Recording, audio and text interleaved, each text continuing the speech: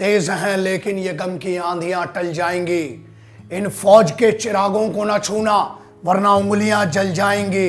तुम्हें छोड़ देते हैं मेरे सिपाही भाई, बस एक शर्त पर, गर आ गए अपनी पर तो मिला देंगे तेरी हस्ती को गर्त पर।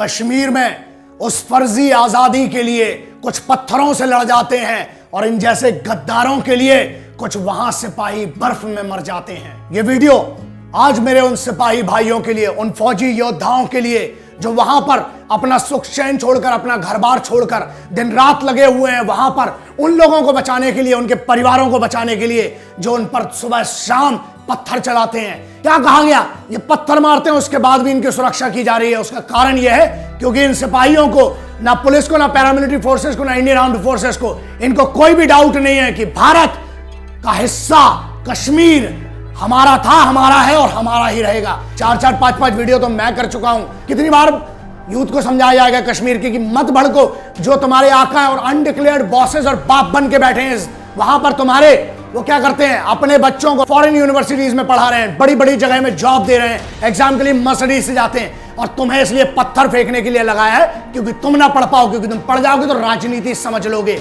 इतनी राजनीति इनकी चल रही है तो जीत क्यों नहीं रहे हैं? और अगर जिताते भी हो तो आप लोग यार कब समझोगे?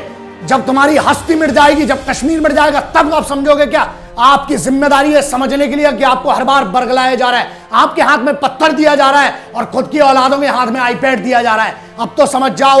आपसे नारे क्या लगवाए जाते हैं कि आधी रोटी खाएंगे पर सर नहीं झुकाएंगे, है ना, और सुबह शाम मिलकर इस फौज पर पत्थर चलाएंगे। उसके बाद भी आर्मी कैंप्स के सामने दूसरे दिन सुबह फिर राशन में चावल के लिए और केरोसिन ऑयल के लिए लगे रहते हो। फिर भी दिल देखो उस फौजी का कितना बड़ा होता है कि तुम्हें बाढ़ आती है तो बचाता है, तुम्हारे आका बाप आते हैं वहां पर बचाने के लिए।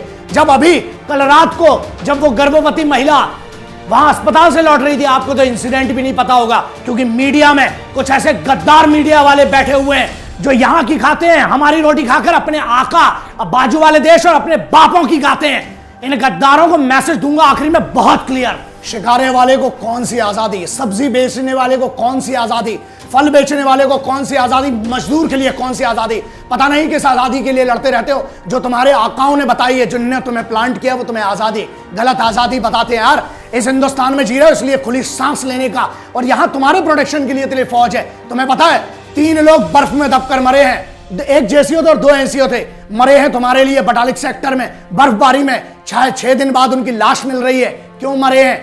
तीनों झारखंड से, तो उनको तो कोई लेना देना नहीं तुम्हारी कश्मीर और तुम्हारी आजादी से, लेकिन इसलिए क्योंकि उन्हें कोई शक नहीं है कि कश्मीर भारत का हिस्सा नहीं है।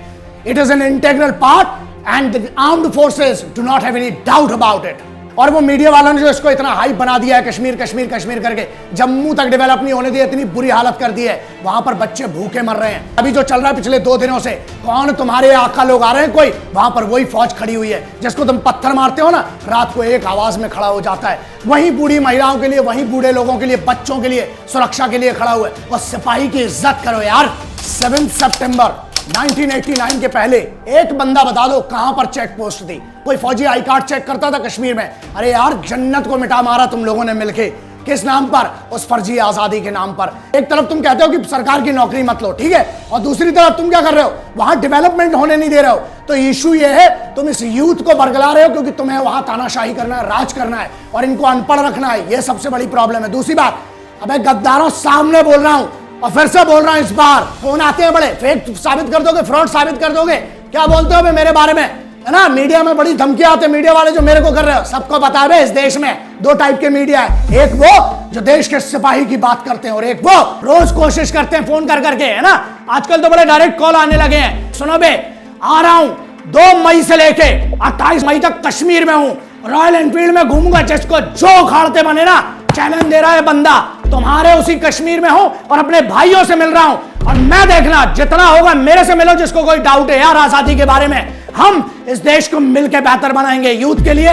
यू आर माय ब्रदर्स, मेरे को कोई डाउट नहीं है, इसलिए आ रहा हूं तुम्हारे लिए। और जितने ये बैठे ना गद्दार मीडिया वाले और उधर जम्मू के गद्दार जितने जम्मू कश्मीर में, डेट बता रहा हूं और सबको पता चल जाएगा, होर्डिंग देख लेना।